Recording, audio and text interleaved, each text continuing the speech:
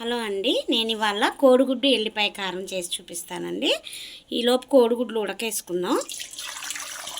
కొంచెం వాటర్ పోసేసుకొని కొంచెం సాల్ట్ వేసుకొని కోడిగుడ్లు దగ్గర ఒక పావు గంట సేపు ఉడకబెట్టుకుందామండి. కొంచెం ఉప్పు వేసుకుంటున్నాను, ఇంకొన్ని వాటర్ పోసుకుంటానండి. ఇంకొన్ని వాటర్ పోసుకొని స్టవ్ మీద పెట్టేసుకొని ఒక పావు గంట సేపు ఉడకబెట్టుకుంటాను. కోడిగుడ్డు ఎల్లిపాయ కారం చాలా టేస్ట్గా ఉంటుందండి. కోడిగుడ్లు ఉడికిపోయినాయండి. మన కోడిగుడ్లు ఉడికినాయి అంటే ఇలా పగిలి సారు వస్తుందండి, అప్పుడు ఉడికిపోయినట్టే. గుడ్లు ఇలా చిన్నగా సారు వస్తుంది.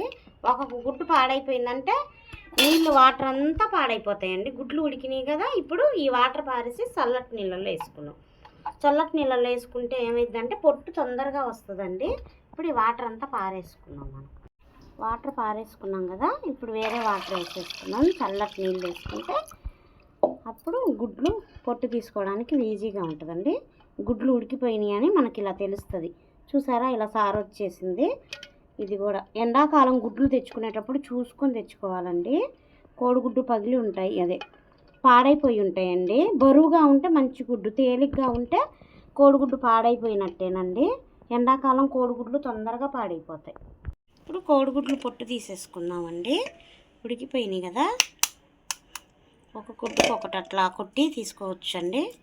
ఊరికే వచ్చేసిద్ది పొట్టు. కొత్త గుడ్లు అయితే పొట్టు సరిగ్గా రాదండి.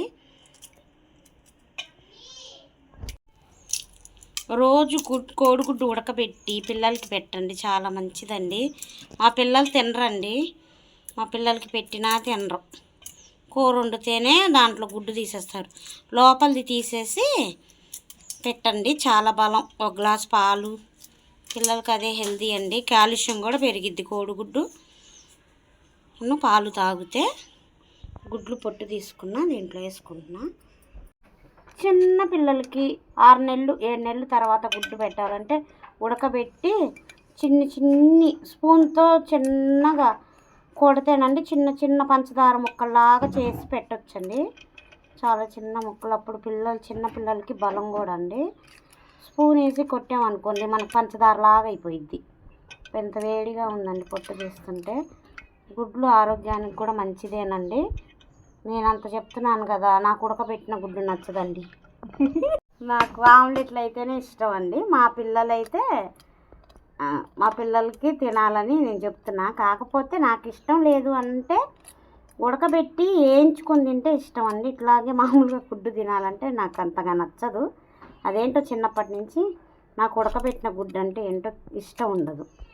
కానీ ఇది తింటే చాలా బలం అని మా పిల్లలకి మట్టుకి నేను పెడతా ఉంటానండి. గుడ్లు ఆమ్లెట్లు వేసైనా సరే, ఎట్లాగైనా సరే, ఉడకబెట్టైనా సరే. చూసారా, ఇది కొత్త గుడ్డు కాబట్టి ఇలా పొట్టు ఇలా వచ్చేస్తుందండి.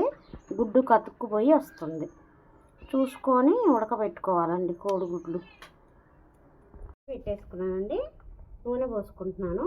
కొంచెం నూనె ఎక్కువే పట్టిద్దండి ఎల్లిపాయ కారానికి. మా అమ్మాయి నూనె ఎక్కువే పట్టిద్దంటే నా మొహం చూస్తుందండి.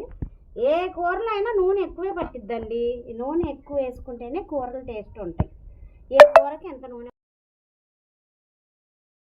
కోడిగుడ్లు పొడి తీసుకున్నాం కదా, కత్తితో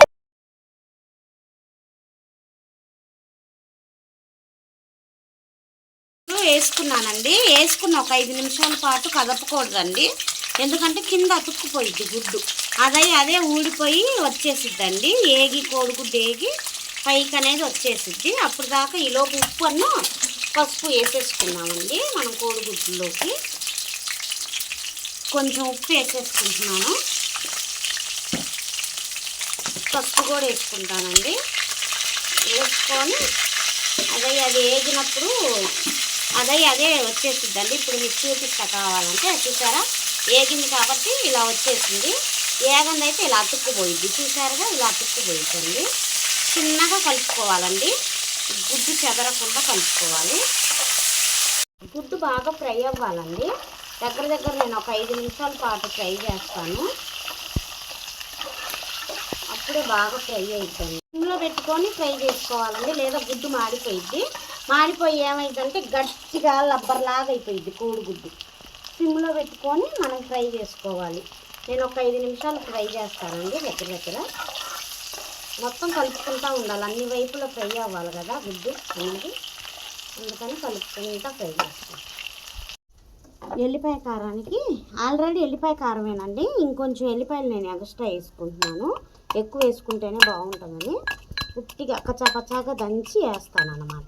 ఇలా దంచేసుకున్నాం కదండి. కారం ఎందులో అయినా వేసుకోవచ్చు, లేకపోతే ఎల్లిపాయలు అలా విడిగా అయినా వేసుకోవచ్చు, కానీ నేను కారం ఇందులో వేసేసుకుంటున్నానండి.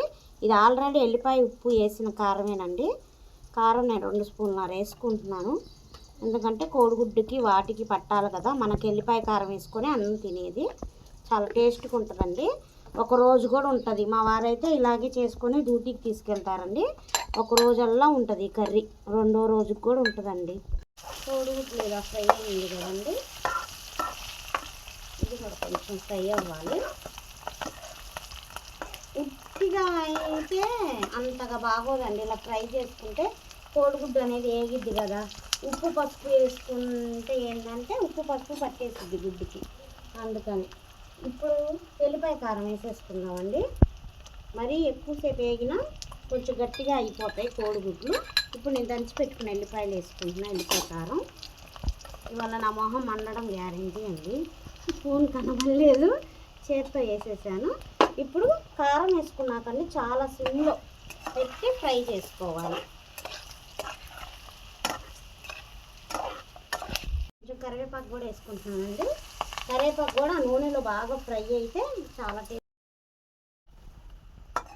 ఇలా ఫ్రై అవుతుంది కదండి. కొంచెం ఆయిల్ ఎక్కువే ఉంది కదా అనుకోవద్దండి, కొంచెం కారం కొంచెం ఆయిల్ వేసుకొని కలుపుకొని తింటే చాలా బాగుంటుంది కర్రీలో, అందుకని కొంచెం ఎక్కువ వేసాను. ఉట్టి కారంతో వేసుకుంటే నెయ్యి వేసుకోవాలి కదండి, నెయ్యి వేసుకునే పని లేకుండా నేను కొంచెం ఈ నూనె కారమే ఎక్కువ వేసాను, బాగుంటుంది. ఉప్పు సాలకపోతే అప్పుడు వేసుకోవచ్చు, నేను ఫస్టే ఎక్కువ వేసాను కదా. కోడిగుడ్డు ఎల్లిపాయ కారం చూసారండి ఎంత బాగుందో. ఇందాక చూసారుగా మీరు, ఆయిల్ ఎక్కువ అనిపించింది కదా. ఇప్పుడు ఏమీ లేదండి, ఆ కొంచెం ఆయిల్ కొంచెం కారం ఒక గుడ్డు వేసుకొని అన్నం తింటే ఎంత అన్నం తినేస్తున్నామో అనేది తెలియకుండా తినేస్తామండి, అంత బాగుంటుంది. దీంట్లోకి మీరు ఒకవేళ ఉట్టిగా కారం తినలేము అనుకుంటే 2-3 ఉల్లిపాయలు వేయించి వేసుకొని ఈ ఎల్లిపాయ కారం గుడ్డు దాంట్లో కలుపుకోవచ్చండి, అట్లా కూడా చాలా టేస్ట్గా ఉంటుంది. మీకు అలా కూడా ఒకసారి చేసి వీడియో చూపిస్తాను. నా వీడియో కనుక మీకు నచ్చితే లైక్ చేయండి, షేర్ చేయండి, సబ్స్క్రైబ్ చేయండి, కొంచెం సపోర్ట్ చేయండి.